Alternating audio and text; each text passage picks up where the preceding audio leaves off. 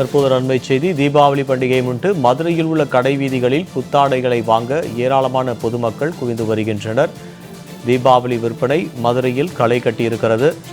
அண்மை செய்தியாக இதனை பார்த்திருக்கிறோம். தீபாவளி பண்டிகையை முன்னிட்டு மதுரையில் உள்ள கடை வீதிகளில் பொருட்களை வாங்க அதிக அளவில் மக்கள் குவிந்து வருகின்றனர். மதுரை விளக்குத்தூண், மாசி வீதிகள், கீழவாசல் உள்ளிட்ட பல்வேறு இடங்களில் தீபாவளி விற்பனை களை கட்டியிருக்கிறது. கூடுதல் விவரங்களை எமது செய்தியாளர் சல்மான் வழங்க கேட்கலாம். சல்மான், இது குறித்தான விரிவான தகவல்.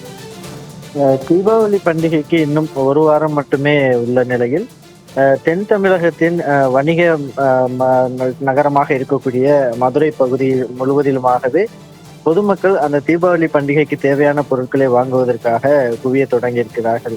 குறிப்பாக மதுரை மாநகரின் அந்த பஜார் பகுதி என்று சொல்லக்கூடிய கீழமாசி வீதி, விளக்குத்தூண், அதே போன்று வடக்கு மாசி வீதி, தெற்கு மாசி வீதி உள்ளிட்ட பகுதிகளிலும், அதே போன்று கீழவாசல், காமராஜர் சாலை, அண்ணா நகர், கே நகர், பைபாஸ் சாலை உள்ளிட்ட பகுதிகளிலுமே இன்றைய தினம் விடுமுறை நாள் என்பதால் ஏராளமான பொதுமக்கள் அந்த தீபாவளி பண்டிகைக்கு தேவையான பொருட்களை வாங்குவதற்காக வருகை தர தொடங்கியிருக்கிறார்கள். மதுரை மட்டுமல்லாமல் மதுரை, ராமநாதபுரம், சிவகங்கை, தேனி, திண்டுக்கல், விருதுநகர் உள்ளிட்ட அண்டை மாவட்டங்களிலிருந்தும் ஏராளமான பொதுமக்கள் அதிகாலை முதலாகவே வர தொடங்கி இருக்கிறார்கள். குறிப்பாக இந்த தீபாவளி பண்டிகையை முன்னிட்டு சிறப்பான புதிய ரக ஆடைகளை வாங்குவதற்காக தெற்கு மாசி வீதி பகுதியில் உள்ள ஜவுளி கடைகளில் பொதுமக்கள் குவிந்து வருகிறார்கள். காலை முதலாகவே தொடர்ந்து வெயிலின் தாக்கம் அதிகரித்து காணப்பட்டாலும் கூட பொதுமக்கள் ஆர்வமுடன் இதுபோன்று அந்த ஜவுளி பொருட்களை வாங்குவதற்காக வருகை தந்து கொண்டிருக்கிறார்கள். இந்த பொதுமக்கள் வருகை தர தொடங்கிய காரணமாக தெற்கு மாசி வீதி பகுதி முழுவதிலுமாகவே மக்கள் தலைகளாக காட்சி அளிக்கக்கூடிய அளவிற்கு பெரும் கூட்டமானது ஏற்படுத்தியிருக்கிறது. இந்த நிலையில் காவல்துறையினர் 300க்கும் மேற்பட்டோர் பாதுகாப்பு பணிகளில் ஈடுபட்டு வருகிறார்கள். அதே போன்று சீருடை அல்லாத காவல்துறையினரும் தொடர்ந்து கண்காணிப்பு பணிகளில் ஈடுபட்டு வருகிறார்கள். 100க்கும் மேற்பட்ட சிசிடிவி கேமராக்கள் மூலமாக தொடர்ந்து அந்த கூட்டமானது கண்காணிக்கப்பட்டு வருகிறது.